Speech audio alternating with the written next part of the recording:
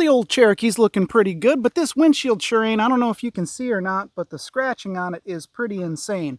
It's deep enough that you can feel it with your finger. So, whenever the sun is coming in on you at the right angle, you almost can't even see out of it. So today we're going to try a little experiment and see what kind of results we can get just trying to polish out the scratches with some standard old, buffing compound and some buffers. So we got some Ardex 1500, 2500 nano sealant. I don't know if we'll use that on the windshield or not. And then we've got this old monster. I just basically got that out to show you. This is the one I typically use. Just a 7-inch, had it forever. But check this thing out. It says right here, 120 volt, 4 amp. Okay. This Milwaukee, I don't even know how old it is. 120 volt, 11.5 amps. And it weighs like... It weighs probably 6 or 7 pounds. It's a beast. So I don't know if we're going to use that. I mostly wanted to show it to you because it's all aluminum and some old school Milwaukee stuff. But we're going to use this one and see what kind of results we get. I don't know if it'll be good or bad. There's a bunch of different, things out there saying, use this, use that, glass polishing specific stuff. But we're just going to use what we got on hand.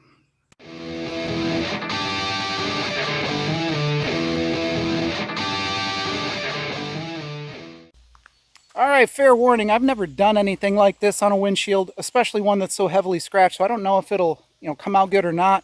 I've heard people say that you can crack your windshield or whatever doing it like this, whatever. I mean, we're going to try it out and see what happens. If we break the windshield, we break the windshield. We'll see. I don't think that that's a possibility, but just throwing that out there. That Ardex also is like 18 years old, so I don't know how well it's going to work. Probably fine, but we're going to give it a shot. I'm repping Iron Horse Garage's shirt today, in honor of Will. Someone cut him off on his motorcycle and he laid it down, kind of got a little bit banged up, but he's doing all right. So be sure to go over to their channel, watch a couple of things, and tell Will that you hope he gets better soon. Got a few pads we're going to try out. Just some of these synthetic ones, got some wool ones, got another wool one. Most of these are pretty dirty, and a foam one that we'll save for last to do like the finishing pass. Now this is the last foam one I got. It's pretty toasted, but should work for what we're going to do.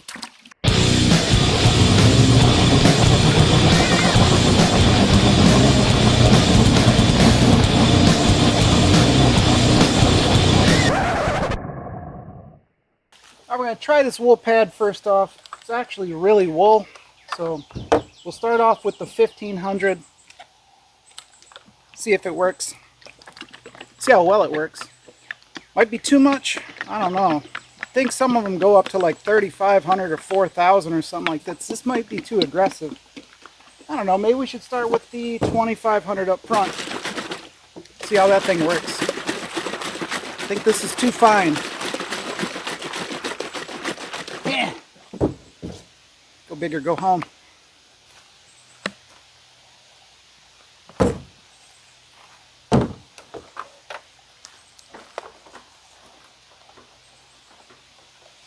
Wish me luck.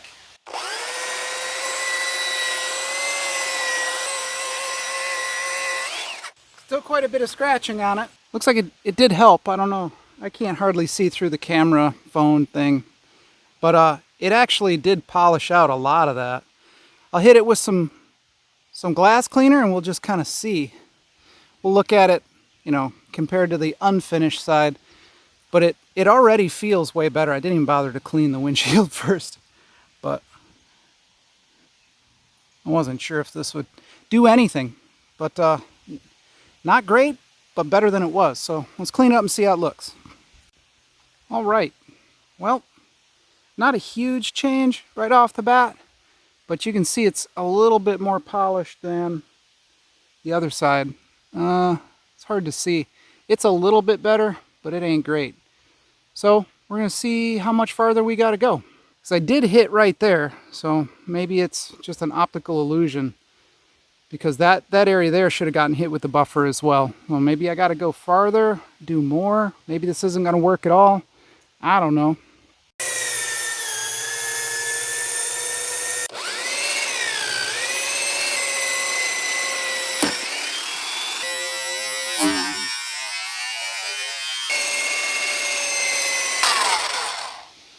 Now these these wool pads are a lot more aggressive than your standard foam ones, so just be aware if you're buying one of these things, it's super aggressive. So that's kind of why I chose it, to rip down like this super rough layer.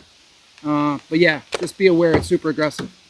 These things were junk anyway, so that's why I didn't really care if they were on. They're bad, so this one caught and broke. No big deal. So anyways, let's clean this thing up and see if this one made any difference. Alright, I can hardly see through the phone screen, obviously, because the sun's right in my face, but what do you guys think? Anything? Doesn't look like it did a ton.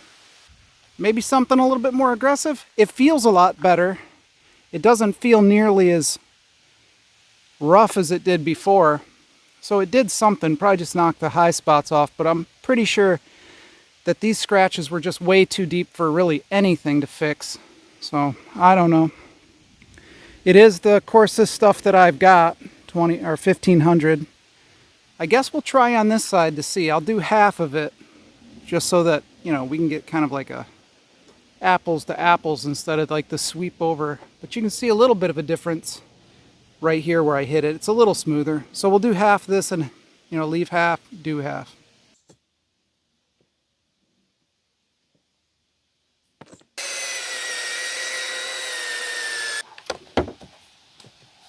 Well, I guess we'll see. The main difference between this and like buffing your paint is that the buffer will actually cut down the paint and then kind of heat it up and blend it over. Right now with the glass, we can't heat up the glass and melt it over and blend it. We're just relying on the abrasive qualities of the compound. So I guess we'll just have to see if this was enough. Not entirely sure. I'm trying to see through the camera. Of course, the screen is totally almost black because how bright it is out here. So I almost can't even see what you're looking at. Basically can't see what you're looking at. Yeah, you can see there sort of. You got that shimmer, then it just kind of goes away a little bit. So it's way better than it was. So we are doing something. Yeah. You can see it kind of disappear right in there where I was hitting it with the buffer on this side. So from what I can see in the camera, which isn't a ton, it seems like right here, it just starts disappearing. So like there, and then it's gone. Hey, making some progress. It ain't perfect, but I think it should be enough so that we don't actually get totally blinded as soon as the sun hits the windshield. So I'm going to go ahead and keep on, and then maybe we'll hit it with the 2500 towards the end and see if we can bring this thing around. It's looking pretty good now. I'm a little bit more convinced of the process now that I kind of saw an apples to apples sort of deal on the side there. So yeah, I guess we'll keep on going.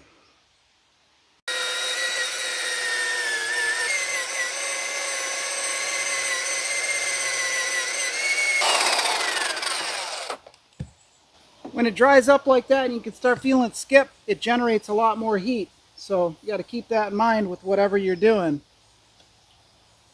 And also, I don't think I have to say this, I don't know, maybe some of you guys have never buffed before, but if you switch to a different one of your compounds, don't use the same pad because it's impregnated with whatever. So always keep whatever your pad is separate, you know. So if you're using 2500, have a dedicated pad for 2500, 1500, all that stuff. Keep them separate or you're going to run into trouble. All right, looks like we could do a little bit more. Still got some scratching that's more obvious here than there. But yeah, so I'm going to knock this thing out right quick. Try to go over it again real quick with the 1500 and then shoot on over to the 2500 and we'll see how it looks.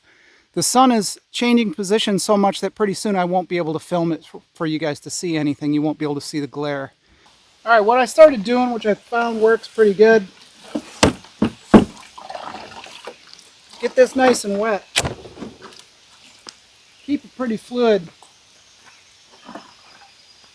My thought before is get a little bit of heat in it, get some bite into it, and let it just kind of do its magic.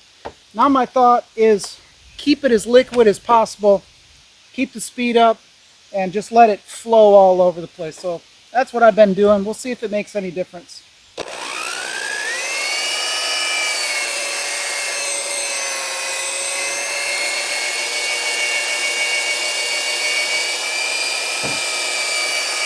We're going to switch over to the 1500 now, or the 2500 rather.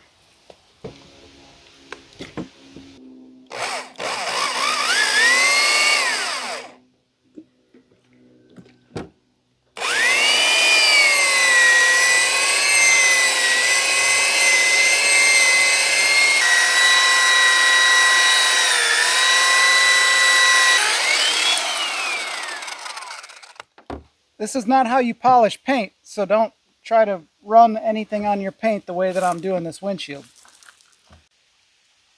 Alright, so I don't know if you can see very well or not, but it made a pretty big difference in it. It's not super extreme, but these scratches are intense. But it's way better than it was. It's hard for me to kind of look through the phone, camera, deal, whatever, and give you guys a good view of it. But it's pretty good. So if we go up here where the wipers don't hit, like up on this corner, I guess. It's hard to show you guys. But a little bit of scratching still in it, but the camera it's hard on the camera, but it looks way better and way clearer. You can't see it quite as extreme as it was. So I'll go ahead and wash up the Jeep. I'll wait for the sun to be in a different position later tonight, and we'll go out for a cruise and see if we're blinded. And then we'll know if we won or not. In the meantime, let me show you some cool things I picked up. I got this thing off of Facebook Marketplace. It's basically brand new. Check it out. So apparently the guy that I got this from had storage units, and this was left in a storage unit. So, it's just a 12-ton Harbor Freight stand, but it's basically brand new. And I didn't know what this was, dab press. But I got this for way less than the cost of of this same press at Harbor Freight. And it had this weird thing that was thrown in with it. Turns out it's some type of cannabis-related thing. I'm not really familiar with that type of stuff, but these things are $200 for that PID temperature controller and these blocks. So apparently they heat up and you make something with it. But yeah, pretty nice for the money. You know what I mean? Like 12-ton press. So it's not, I wanted one of the bigger ones, but it is what it is. This thing was cheap, and if I sold that, I pay for the entire press. So pretty good. This Ice Mountain is friggin' awful. I don't know what spring they get it from, but it should be called Ass Mountain. Sweet deal I got here was this Crankover Summit engine stand. Extremely reasonably priced. So this thing is pretty awesome. And with the stand, got a 400 big block. So Mopar stuff. This is just all I got with it. No heads, no nothing. The guy threw in an intake, but I don't know what intake this is. I'd have to decode it. Spread bore stuff. I don't know much about this. I'm not a super guru on Mopar stuff, but maybe it's a 383 intake. I'm not entirely sure. But anyway, this is what I got. Flat top pistons. I haven't done anything with it other than unload it right here and spray it down with some PB Blaster. I don't know if it's seized. I don't know what the crank looks like. I don't know anything. So this is all I got. But the price was so good, I couldn't pass it up. I don't see many 400s. I've never had a car with a 400 in it. Apparently they're supposed to be pretty awesome engines, but everybody seems to want the 383 or the 440 and whatever. Guess it's unique in the fact that the 400s are supposed to have the largest bore of any of the big blocks, but the strokes are different. So I guess if I'm not mistaken, you can leave a comment down below. The strokers, I think, that they do with these 400s that make them kind of special is since the bore is so big, they put a 440 crank and rods in it, and somehow that makes it like a 451 stroker or something like that. Let me know in the comments. I'm not, I got Mopars, but I'm not a Mopar guru or anything like that. That'd be like Uncle Tony or something. So I'm not sure. Also, what I got was these. Ray Barton nitrous pistons, 30 over 440 Chrysler, 505 stroker. And yeah, my 04, I'm sorry. Yeah, is it 04, 05 FZ6? You guys have never seen that yet. So anyway, back on the old Pistones, brand new JEs. So never been used. Vintage units, I'm pretty sure. You know, all machined out. So, you know, 505 stroker stuff. Got the, I think these are pins. Yep. And then all of the, I think these are the spiral locks. Yeah, go in there. And then, yeah, and then the rings and stuff. So tells you about the rings. 4320, 1616, 3/16. So yeah, pretty nice. I'm pretty happy about that. Also, got some of this stuff. Got a used cam. No idea what it is. 270. I think this is a Chevy cam. I don't know. I think this is also a Chevy fuel pump. If I'm not mistaken, it looks like a Chevy pump. Fuel pressure regulator. So, what does it say? Pro Series. So it's a professional series fuel pressure regulator. So I can't even use this because I'm not a pro. So I got to throw it away, I guess. So a brand new set of Lunati lifters. Old school lifters too. Never even been out of their box.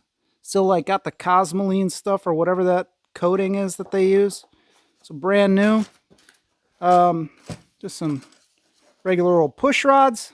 So I'll have to figure out what numbers these are and what they go to and everything. I have no idea. So I'll look all those up.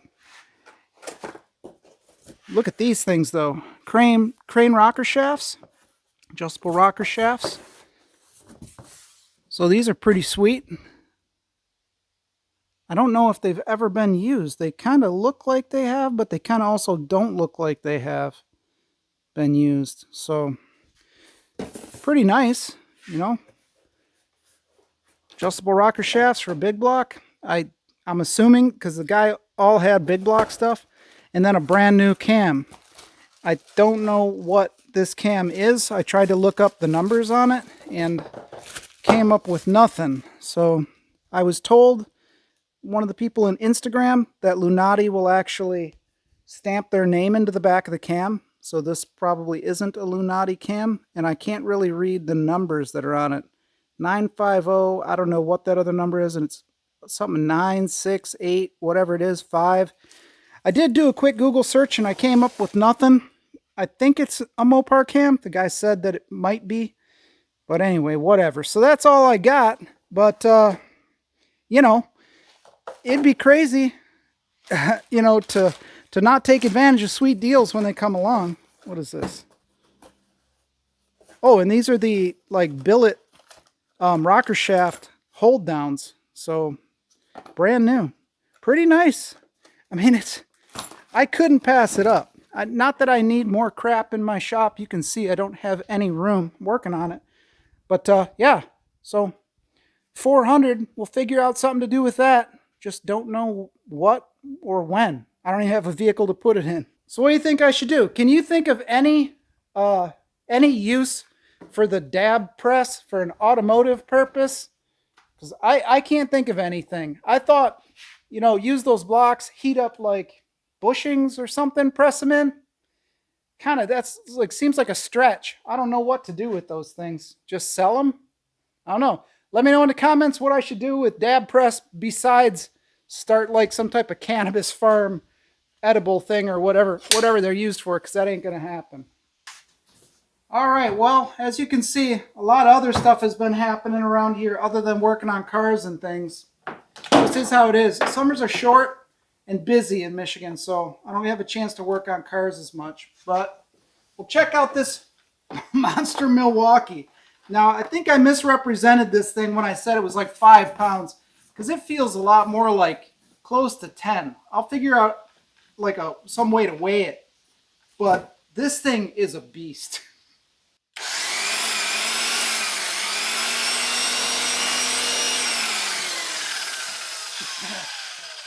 You gotta be somebody to huck this thing around all day. It'd be like Popeye arms. Man, when men were men, this thing is a monster. Big old brushes in it, solid aluminum. It's like made for the apocalypse.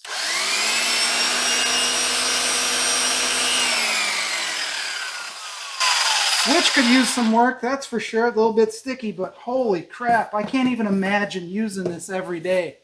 Doing cars. Man, you'd be a monster. Like be a pro wrestler or something just after a week of using that thing. Let's figure out how to weigh it. Okay, so I found this luggage scale. You know, it's got this little telltale there. So as you pull it, you know, it goes up and then that black needle stays. So top row is pounds, then kilograms. So that's all I got. Yep, on 0.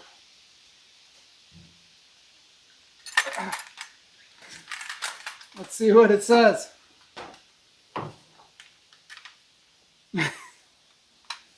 £11.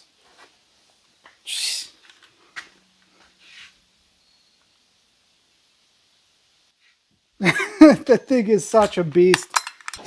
Can you imagine swinging an 11 or 12 pound? Well, once it gets all wet, it's going to weigh more too. This thing around all day long. Holy cow. Awesome. I don't even know where I got that thing. But it's so cool. It's one of those tools you just can't get rid of because it's, I mean, it just looks awesome. Solid aluminum. You just never see anything like that anymore. Probably because everybody that swung that thing around would need like spine replacements every 2 weeks. This thing's a beast. You can see on the old Jeep here. Well, you can see here we have this pin style like an older one. And these ends are super kind of brittle and cracked. And they look kind of crappy too. Here are the newer style ones that I've got for it. They've got like the hook, like the newer style like hook fastener or whatever on the end. So they're already better. I'll clean them up and paint them and make them look better than the other ones. But, you know, I didn't mean to rip it off, but I wasn't really too concerned. But there's something to keep in mind. If you've never polished out your car or whatever, you do any buffing, if you're going to start getting into it, just remember that that buffing wheel will tear up, especially the wool ones. Anything that it gets under, it'll just tear it right off. You know, mirror stuff, moldings, emblems, whatever, the wool pads just tear it right off. So I wasn't too concerned, and it's just this old Jeep. But you got to keep that in mind if you haven't done any buffing. Also, edges, if you get hogging down on it, you'll burn the paint off on the edges. So you got to be really careful around, you know, hard lines, edges, corners, things like that. Or you can do some damage to the ride. Well, not too bad. I think it came out all right. If you saw any of the other videos of the XJ, you know, we would already be blown out from the sun shining in the windshield. So it's not perfectly clean in here, but clean enough. I mean, it's a huge improvement, so I'm pretty happy about it. At least now at night, you know, it won't be so hard to see. Not too bad. I'll call that a success. I mean, it's still pretty trash. The windshield's all scratched up. Even on the inside, it's got like welding spatter and grinding crap all over it where it's pitted the glass. So there's nothing really I can do about that. It really needs a windshield. But for right now, it's good enough. With just stuff I had already laying around, didn't cost me a dime, just a little bit of time and effort. Perfect. So, yeah. There's a playlist if you want to watch all the other XJ shenanigans, see where this $200 heap of crap came from and how far it's come. So, you know, it's quite a bit different than when I got it. So, yeah, anyhow, don't forget to like, comment, subscribe. I appreciate you watching. Catch you on the next one.